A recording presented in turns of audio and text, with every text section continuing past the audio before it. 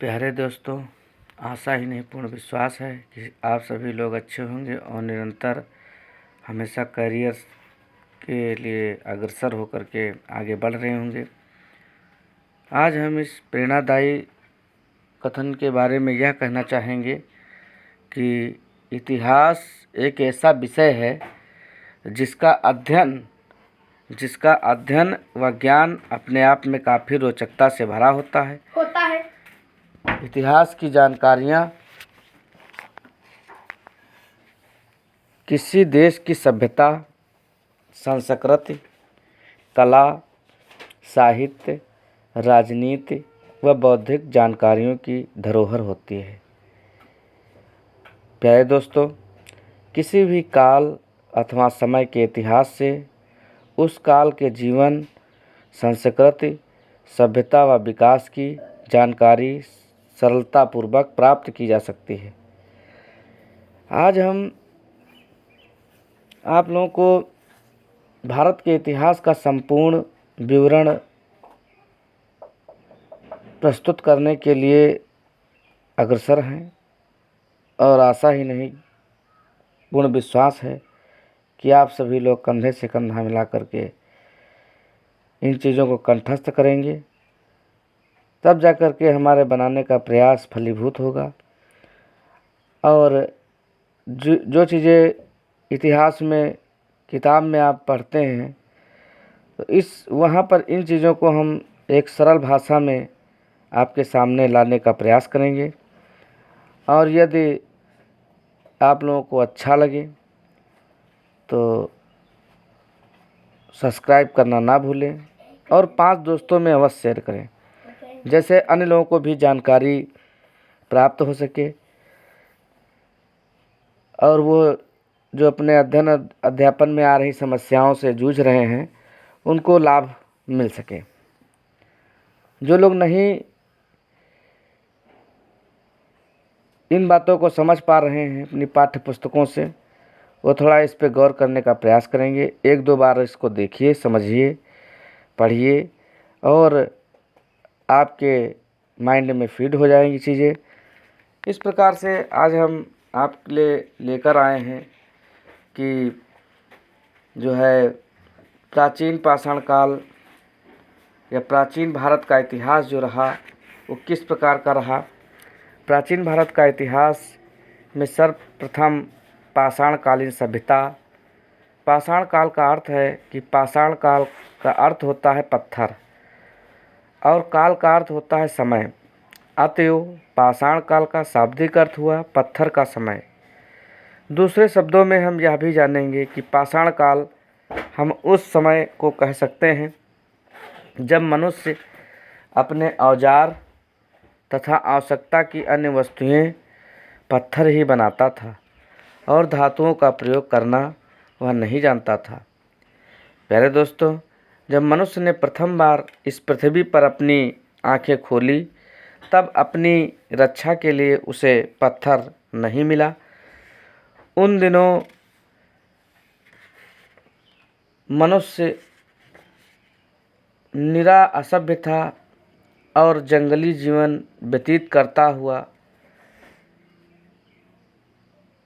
अपना समय गुजार रहा था, परंतु धीरे धीरे वह सभ्य जीवन की ओर आगे बढ़ने लगा। इसलिए व्यापक अर्थ में पाषाण काल मानव सभ्यता के उस ऊषा काल को कहते हैं जब वह अपनी आवश्यकता की सभी चीज़ें पत्थर की बनाता था और धातु का प्रयोग करना नहीं जानता था। प्यारे दोस्तों, पाषाण काल को 2 भागों में हम विभक्त कर सकते हैं, अर्थात पुरा पाषाण काल तथा उत्तर पाषाण काल। अब इनका अलग अलग वर्णन किया जाएगा। जैसे यहाँ पर एक हम कोटेशन बताना चाहेंगे जो कि इंग्लिश लैंग्वेज से है। Man has been called a tool using animal and no doubt all progress of culture is due to increased use of tools and implements in the conquest of nature to make life more happy and comfortable। The material history of man is an account of the progress from a toolless state of the present state of the complete machinery. अर्थात doctor Ishwari Prasad ने इन शब्दों का बखान किया है और इसके थ्रू आपको अवगत कराया है। पुरापाषाण कालीन संस्कृतियाँ क्या थी? भारत में पुरापाषाण युग को औजार प्रौद्योगिकी के आधार पर 3 अवस्थाओं में बांटा जा सकता है। ये अवस्थाएं हैं पूर्व पुरापाषाण युग, जिसे हम हस्त कुठार या हैंड एक्स और बिदारणी यानी कि क्लीवर उद्योग के नाम से जानते थे। और दूसरा था इसका मध्य पुरापाषाण युग, जिसे सल्क यानी कि फ्लेक से बने औजार के नाम से जानते हैं। और थर्ड आता है उत्तर पुरापाषाण युग, यानी कि सल्कों और फलकों पर बने औजार, इनके नाम से जानते हैं। अब हम यहाँ पर बहुत ही आवश्यक चीज़ जानने का जरूरत समझ रहे हैं आपको, इसलिए बता रहे हैं। पुरापाषाण काल में प्रयुक्त होने वाले प्रस्तर उपकरणों के आकार व जलवायु में होने वाले परिवर्तन के आधार पर इस काल को हम 3 वर्गों में विभाजित कर सकते हैं। नंबर 1 निम्न पुरापाषाण काल, नंबर 2 मध्य पुरापाषाण काल और नंबर 3 होता उच्च पुरापाषाण काल। निम्न पुरापाषाण काल यह जो है कितने वर्षों से कितने वर्षों तक रहा? तो 25 लाख वर्षों से 1 लाख 2,50,000 से 1 लाख ईसा पूर्व तक रहा। और मध्य पुरापाषाण काल 1 लाख से 40,000 ईसा पूर्व तक रहा। और उच्च पुरापाषाण काल 40,000 से 10,000 ईसा पूर्व रहा। पूर्व पाषाण काल मानव सभ्यता के प्रारंभिक काल को पूर्व पाषाण काल के नाम से पुकारा गया। इस काल का आरंभ अब से 6 लाख वर्ष पहले हुआ था और लगभग 10,000 वर्ष पूर्व इसका अंत हुआ था। अब इस युग के लोगों के जीवन पर प्रकाश डाल देना आवश्यक होगा। निवासी विद्वानों की धारणा है कि इस युग के लोग हबशी जात के थे। इन लोगों का रंग काला और कद छोटा होता था। इनके बाल ऊनी होते थे और इनकी नाक चपटी होती थी। इनके वंशज अब भी अंडमान द्वीप में पाए जाते हैं। औजार, इस युग के लोग अपने सभी औजार पत्थर के बताते थे। पत्थर के बनाने के कारण यह पत्थर कठोर चट्टानों से काट लिए जाते थे और फिर आवश्यकता अनुसार विभिन्न प्रकार की चीज़ें बना ली जाती थी। पत्थर के बने औजारों से वे पशुओं का शिकार करते थे। इसी के अनेक हथौड़े, रुखानी आदि होते थे जिनसे वे ठोकते और छेद करते थे। प्यारे लिसनर्स, पत्थर के इन औजारों में लकड़ी तथा हड्डियों के बेंट लगे रहते थे। हड्डियों के बेंट लगे रहते थे और लकड़ी तथा हड्डियों के भी औजार होते थे, परंतु वे विनष्ट हो गए हैं। इस प्रकार से जीविका के साधन क्या थे? और पूर्व पाषाण काल के चपटी नाक वाले मानव के बारे में हम इसमें अवगत कराए हैं आपको। अब जो है जीविका के साधन जो थे क्या थे और उसके बारे में हम बताते हैं। इस युग के लोग अपनी जीविका के लिए पूर्ण रूप से प्रकृति पर ही निर्भर रहते थे। खेती बाड़ी करना बिल्कुल नहीं जानते थे। अपनी जीविका चलाने के लिए यह लोग जंगली पशुओं का शिकार किया करते थे और मछलियाँ पकड़ते थे। निवास स्थान इनका क्या होता था? तो इस काल के लोग नदियों के किनारे जंगलों में रहा करते थे और नदियों से इन्हें पीने का पानी मिल जाता था और जंगलों में इन्हें खाने के लिए फल तथा पशुओं के मांस प्राप्त होते हैं। ठंडक, धूप तथा वर्षा से अपनी रक्षा करने के लिए यह वृक्षों की सघन छाया तथा पर्वत की कंदराओं में भी निवास किया करते थे। कभी कभी पेड़ों की डालियों तथा पत्तियों की झोपड़ियों भी बना लिया करते थे। वस्त्र, यह निश्चित रूप से बतलाना कठिन है कि यह लोग वस्त्र पहनते थे अथवा नंगे घूमा करते थे। अधिक संभावना यही है कि यह लोग नंगे रहते थे, परंतु कुछ विद्वानों में धारणा है कि यह लोग वृक्षों की पत्तियां, छाल तथा पशुओं की खाल से अपने शरीर को ढक कर रखते थे। संगठन कैसा था इनका? इस युग के लोग टोलियां बनाकर रहते थे। प्रत्येक टोली का एक प्रधान होता था और इसी प्रधान के नेतृत्व में यह टोलियां आहार की खोज में एक स्थान से दूसरे स्थान को जाया करती थीं। जहां कहीं इन्हें शिकार, कंद मूल, फल आदि पाने की आशा होती थी, वहीं पर यह लोग चले जाया करते थे। अब इनके टाइम में शव विसर्जन क्या था? अधिकांश विद्वानों की यह धारणा है कि इस युग के लोग अपने मुर्दों को गाड़ दिया करते थे और मृतक शरीर को लाल रंग से रंग दिया करते थे। यह भी संभव है कि लोग अपने मुर्दों को फेंक दिया करते थे, जिन्हें पशु पक्षी खा जाया करते थे। पुरापाषाण काल के महत्वपूर्ण स्थल कौन से हैं? पहलगाम यानी कि कश्मीर में, और बेलन घाटी इलाहाबाद ज़िले में उत्तर प्रदेश में है। भीमबेटका और आजमगढ़ होशंगाबाद ज़िले में है मध्य प्रदेश में। 16 आर और सिंगी तालाब नागौर ज़िले में राजस्थान में है। नेवासा अहमदनगर ज़िले में महाराष्ट्र में है। हुनसंगी गुलबर्गा ज़िले में है, कर्नाटक में जो पड़ता है। अट्टीटरापक्कम तमिलनाडु में है। मध्यपुरा पाषाण युग के महत्वपूर्ण स्थल कौन से हैं? तो मध्यपुरा पाषाण काल के स्थल हैं भीमबेटका, नेवासा, पुष्कर, ऊपरी सिंध और रोहिणी पहाड़ियाँ और नर्मदा के किनारे स्थित समनापुर। अब आता है इसमें मध्यपाषाण काल।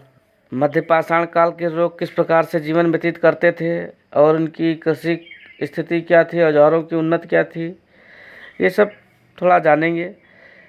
इस काल में प्रयुक्त होने वाले उपकरण आकार में बहुत छोटे होते थे, जिन्हें माइक्रोलिथ यानी कि लघु पाषाणकरण कहते हैं।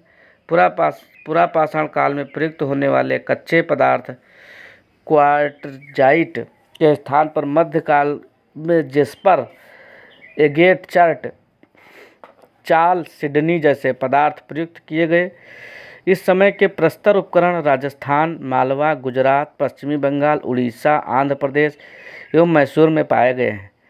अभी हाल ही में कुछ अवशेष मिर्ज़ापुर के सिंगरौली, बांदा एवं बिंद क्षेत्र से भी प्राप्त हुए हैं। मध्यपाषाण कालीन मानव अस्थिपंजर के कुछ अवशेष प्रतापगढ़ यानी कि उत्तर प्रदेश के सराय नाहर तथा महदहा नामक स्थान से प्राप्त हुए हैं। मध्यपाषाण कालीन जीवन भी शिकार पर अधिक निर्भर था। इस समय तक लोग पशुओं में गाय, बैल, भेड़, बकरी, घोड़े एवं भैंसों का शिकार करने लगे थे। मध्यपाषाण काल के अंतिम चरण में कुछ साक्ष्यों के आधार पर प्रतीत होता है कि लोग कृषि एवं पशुपालन की ओर आकर्षित हो रहे थे। इस समय मिली समाधियों से स्पष्ट होता है कि यह लोग अंत्येष्टि क्रिया से परिचित थे। मानव अस्थिपंजर के साथ कहीं कहीं यह पर कुत्ते के अस्थिपंजर भी मिले हैं, जिनसे प्रतीत होता है कि ये मनुष्य के प्राचीन सहचर थे और मध्यपाषाण काल के लोग जिनके कुत्ते ही सहचर हुआ करते थे। और जो है मध्यपाषाण युगीन संस्कृति के महत्वपूर्ण स्थल कौन कौन से हैं? तो इसमें स्थल में आता है क्षेत्र, दूसरा आता है वागोरा जो कि राजस्थान में है, और नेक्स्ट आता है इसमें लंघनाथ जो कि गुजरात में है, सराय नहर, चौपानी, मांडे, महदहा, वदमदमा उत्तर प्रदेश में, भीमबेटका, आदमगढ़ मध्य प्रदेश में। बागौर और आदमगढ़ में 6ठी शताब्दी ईसा पूर्व के आसपास मध्यपाषाण युगीन लोगों द्वारा भेड़ें, बकरियां रखे जाने का साक्ष्य मिलता है। उत्तर पाषाण काल क्या है? पूर्व पाषाण काल के बाद उत्तर पाषाण काल का आरंभ होता है। पूर्व का अर्थ होता है पहले, उत्तर का अर्थ होता है बाद का। चूँकि उत्तर पाषाण काल का आरंभ पूर्व पाषाण काल के बाद हुआ, अतएव इस युग को उत्तर पाषाण काल के नाम से पुकारा गया है। पूर्व पाषाण काल का अंत अब से 10,000 वर्ष पहले माना जाता है, अतएव उत्तर पाषाण काल का आरंभ यहीं से होता है। इस युग के लोग पूर्व पाषाण काल के लोगों से कहीं अधिक सभ्य हो गए थे और उनके जीवन में बहुत बड़ा परिवर्तन आ गया था। कृषि कर्म का प्रारंभ तो उत्तर पाषाण काल में अवश्य हुआ, पर सर्वप्रथम किस स्थान पर कृषि कर्म प्रारंभ हुआ, यह विवाद का विषय बना हुआ है। 1947 से चली आ रही खुदाई में अब तक प्राप्त साक्ष्यों से ऐसा अनुमान लगाया जाता है कि सिंध और बलूचिस्तान की सीमा पर स्थित कच्छी मैदान में बोलन नदी के किनारे निहरगढ़ नामक स्थान पर कृषि कर्म का पहला साक्ष्य मिला है। इस सभ्यता के लोग अग्नि का प्रयोग प्रारंभ कर चुके थे। कुंभकारी सर्वप्रथम इसी काल में दृष्टिगोचर होती है। औजारों की उन्नति क्या है? इस युग में भी औजार पत्थर के बने होते थे, परंतु वह पुरा पाषाण काल के औजारों की अपेक्षा अधिक साफ तथा सुंदर होते थे। उनको रगड़ कर चिकना कर लिया जाता था। इसमें वे बड़े सुडौल और चमकीले हो जाते थे। लकड़ी तथा हड्डियों का अब पहले से भी अधिक प्रयोग होने लगा। अब उनके औजारों में अनेक रूपता भी आ गई और धनुष, बाण, भाले, चाकू, कुल्हाड़ी के अतिरिक्त हल, हसिया, घिरनी, सीढ़ी, डोंगा, तकली आदि भी बनाई जाने लगी। अब इसमें आता है कि कृषि का प्रारंभ किस प्रकार से होता है। तो इसमें पूर्व पाषाण काल में मनुष्य पूर्ण रूप संप्रकृति जीवी था और शिकार करके तथा फल खाकर अपना पेट भर लेता था, परंतु उत्तर काल में उसने कृषि करना आरंभ कर दिया। खेती हल तथा बैलों से की जाती थी। पौधों को काटने के लिए हंसिए का प्रयोग किया जाता था। अनाज पीसने के लिए चक्कियाँ होती थी। नेक्स्ट आता है इसमें पशुपालन। उत्तर पाषाण काल के लोगों ने इस बात का अनुभव किया कि यदि पशुओं की हत्या करने के स्थान पर उनको पाला जाए तो उनसे अधिक लाभ होगा। अतएव इन लोगों ने पशुपालन आरंभ कर दिया और उत्तर पाषाण काल के लोगों ने पशुपालन आरंभ कर दिया और गाय, बैल, भैंस, भेड़, बकरी, कुत्ता, घोड़ा आदि जानवरों को पालना आरंभ कर दिया। मिट्टी के बर्तनों का निर्माण। पूर्व पाषाण काल के लोग अपनी आवश्यकता की सभी चीज़ें केवल पत्थर की ही बनाते थे। उत्तर पाषाण काल के लोगों ने मिट्टी के बर्तन बनाना आरंभ कर दिया।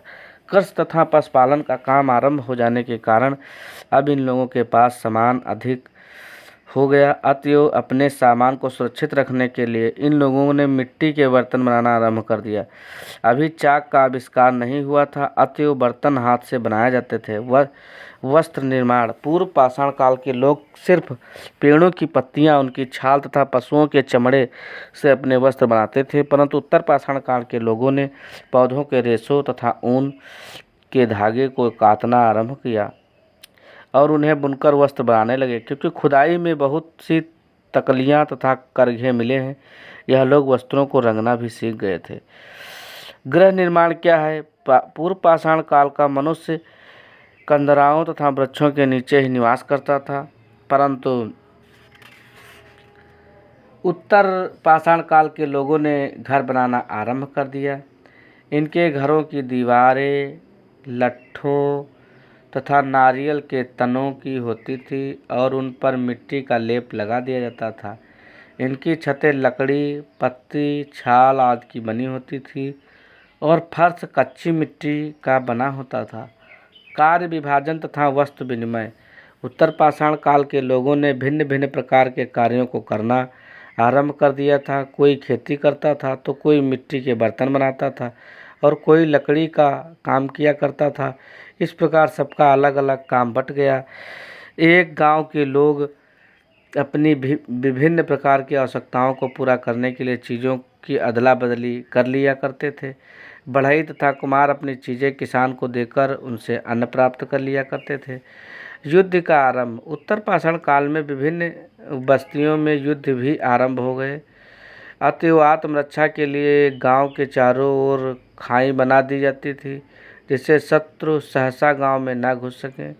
यह लोग पत्थर के ही बने हथियारों का युद्ध में प्रयोग करते थे और उन्हीं से अपनी रक्षा किया करते थे। अब आता है धर्म। खुदाई में कुछ नारी मूर्तियां मिली हैं, जिनसे यह अनुमान लगाया गया है कि उत्तर पाषाण काल के लोग मातृ देवी के उपासक थे। अपनी देवी को प्रसन्न करने के लिए यह लोग संभवतः पशुओं की बलि भी दिया करते थे। उनका विश्वास था कि ऐसा करने से पृथ्वी माता प्रसन्न होती हैं और पशु तथा कृषि में वृद्धि होती है। निष्कर्ष क्या है? उपर्युक्त विवरण से यह स्पष्ट हो जाता है कि इस काल के परिवर्तन बड़े ही क्रांतिकारी थे। अब सभ्यता की दौड़ में मनुष्य सब बहुत आगे बढ़ गया था। कृषि तथा पशुपालन का कार्य आरंभ हो जाने के कारण अब उसमें सहकारिता बहुत ही बढ़ गई थी। प्यारे दोस्तों, अब वह एक स्थान पर गाँव के स्थायी रूप से निवास करने लगा और उसकी मातृभूमि हो गई और उसके प्रति उसका विशेष प्रेम हो गया। अब मनुष्य के पास भूमि, घर, पशु, अन्न तथा अन्य उपयोगी वस्तुएं हो गईं, जिनसे वह कार्य कर सके।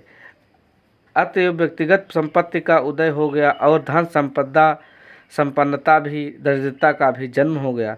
सारांश यह है कि उत्तर पाषाण काल पूर्व पाषाण काल की अपेक्षा सभ्यता तथा संस्कृत के क्षेत्र में बहुत आगे बढ़ गया था। धातु काल क्या है? पाषाण काल के बाद धातु काल का आरंभ हुआ।